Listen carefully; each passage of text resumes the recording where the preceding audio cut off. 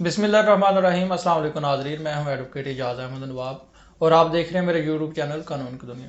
नाज़रीन, इस क्लिप में बात करेंगे जो आज का जो इस मौजूदा सूरत हाल का जो सबसे मेन टॉपिक है, फिस्तायत, जमहूरियत, लाकानूनियत, ये सारी बातें मुकदमात होना।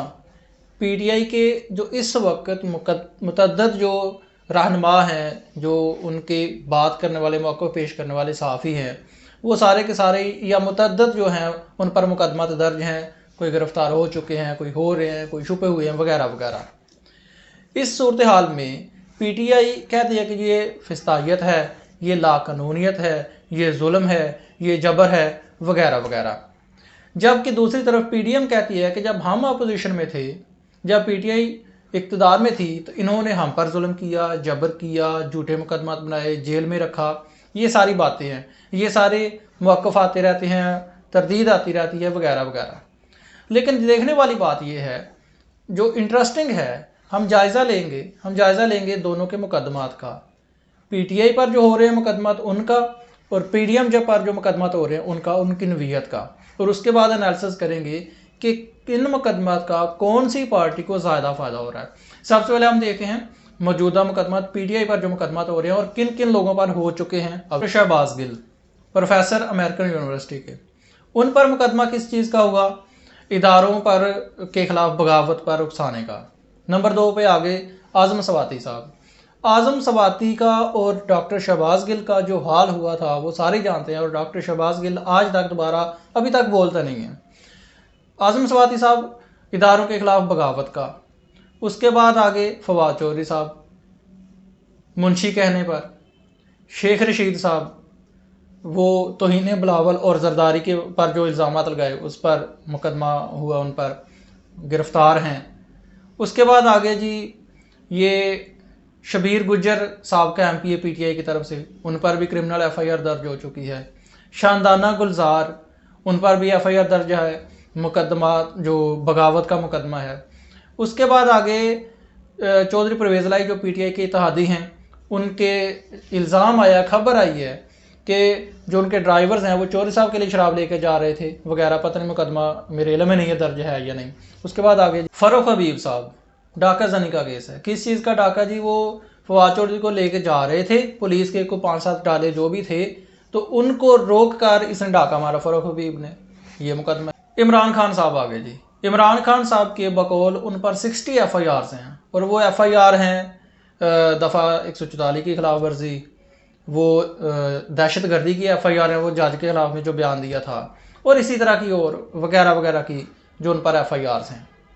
ये एफआईआर थी पीटीआई पर, और ये इल्ज़ाम थे मोस्टली जो ज़्यादातर हैं वो हैं क्रिमिनल केसेस, इदारों के खिलाफ बगावत का, इदारों की तौहीन का, धमकियों का, तौहीन बिलावल का, और वगैरह वगैरह ज़्यादा, और बल्कि हैं यही मुकदमात।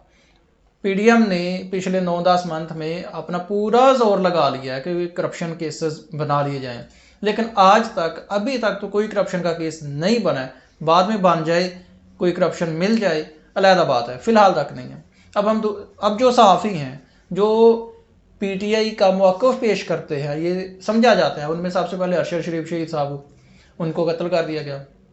उसके बाद इमरान रियाज खान साहब आ गए। इमरान रियाज खान को 2 बार गिरफ़्तार किया जा चुका है और दोनों बार वो बरी हो चुके हैं। उसके बाद समी इब्राहिम साहब पर मुकदमा दर्ज हुआ। अयाज अमीर के साथ भी ऐसा ही हुआ। साबर शाकर मुल्क से बाहर हैं, वो मोईद पीरज़ादा साहब मुल्क से बाहर हैं, इमरान अफजल राजा साहब मुल्क से बाहर हैं, और इसी तरह से मुतअद्दिद सहाफ़ी हैं। अब हम दूसरी तरफ आ जाते हैं, पीडीएम की तरफ।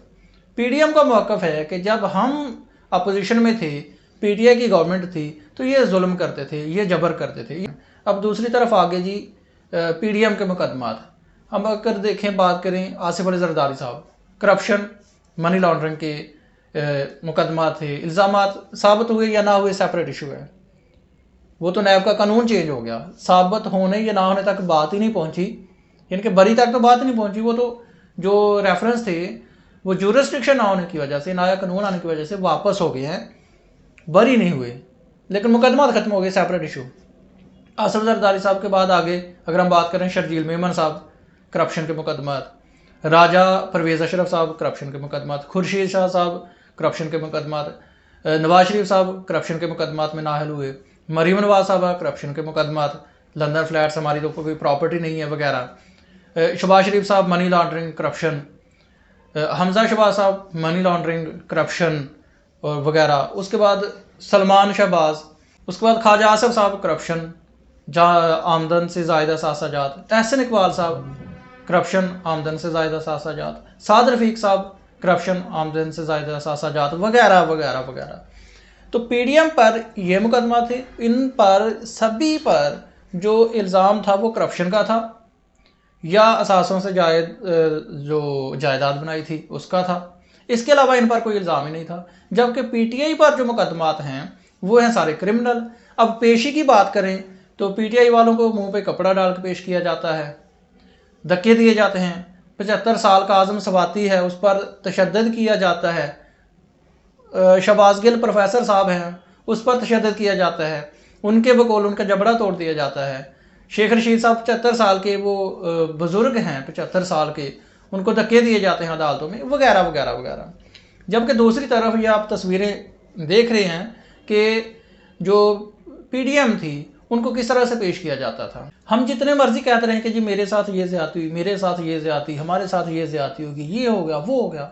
अब 1999 का दौर नहीं रह चुका, अब 2008 का दौर नहीं रह चुका, अब 2013 का दौर नहीं रह चुका, अब 2023 का दौर है, अब डिजिटल दौर है, अब यूथ का दौर है, अब नौजवानों का दौर है।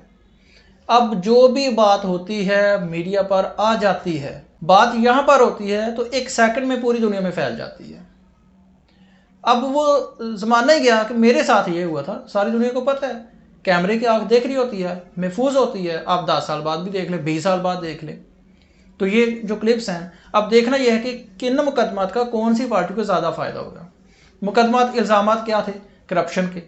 और ऊपर से पीडीएम ने अपने पैरों पर कुल्हाड़ी ये मारी है कि नैब का कानून ख़त्म कर दिया, रेफरेंस वापस हो गए सारे, बरी किसी में से नहीं। अगर ये बरी हो जाते, किसी तरह से बरी हो जाती है। राना सनाउल्लाह साहब ने देखा ना, एक बंदा था राना सनाउल्लाह साहब जिन पर वो क्रिमिनल केस था और वो उसमें बरी हो गए, वो उसमें बरी हुए हैं, वो वापस नहीं हुआ। बरी किस बेस पे हुए हैं कि गवाहन मौजूद नहीं थे, गवाहन नहीं थे, बरी हो गए, बात खत्म। कोई नहीं कह रहा कि मुकदमा वापस आ गया। अब गवाहन क्यों नहीं थे, सेपरेट इशू है। इन जो करप्शन के केसेस हैं उसमें सभी लोगों को पता है कि रेफरेंस वापस हुए हैं नैब के कानून में तब्दीली के लिए। उसके खिलाफ सुप्रीम कोर्ट में केस पेंडिंग है, उसका फैसला अभी तक नहीं हुआ वैसे, लेकिन रेफरेंस वापस हो गए, केस खत्म हो गए, बरी नहीं हुए। तो अवाम के दिल में, आम बंदे के दिल में आता है कि यार पैसा भी खा गए, बरी भी हो गए, नफरत पैदा हो सकती है। दूसरी तरफ हम देखें पीटीआई पर जो मुकदमा तो हो रहे हैं सारे के सारे क्रिमिनल हैं, धमकियां देने के हैं, बगावत के हैं। तो उनकी तो एक तहरीक चल पड़ी और इसी मुकदमात को बुनियाद बनाकर पीटीआई ने, इमरान खान ने तहरीक का इलाज कर दिया, जेल भरो तहरीक। ये जो सारी तहरीकें हैं ये कामयाब करती हैं सियासी तौर पर लोगों को, इनकलाबी तौर पर लोगों को। ये एक इनकलाब की सिचुएशन इख्तियार कर जाती है कि ये बंदा तब करता है कि जब जुल्म हो, जबर हो, जब कोई बात ना सुन रहा हो, जब कानून ना सुन रहा हो वगैरह वगैरह, तब ऐसी सिचुएशंस आती हैं। तो ये जो सिचुएशन आई, पीटीआई को मौका दिया इस गवर्नमेंट ने, जिस तरह से पेश किया गया। अगर मुकदमात होते रहते वो एक सेपरेट इशू था, लेकिन मुकदमात में जब एक तो मुकदमात करने छोटी छोटी बातों पर, बिलावल को परवेज़ परवीन क्यों कहा, मुकदमा हो गया जी, और किसी को मुंशी क्यों कह दिया, मुकदमा हो गया जी, ऐसी बातों पर। उसके बाद फिर कपड़ा डाल के पेश करना, फिर धक्के देना, नफरत पैदा हो गई। अवाम जो देखती है, आपने एनालिसिस करना है इन मुकदमात का, पीटीआई को फ़ायदा हुआ है जो अब मुकदमात हो रहे हैं और जो पीछे हुए हैं, या पीडीएम को फ़ायदा हो रहा है।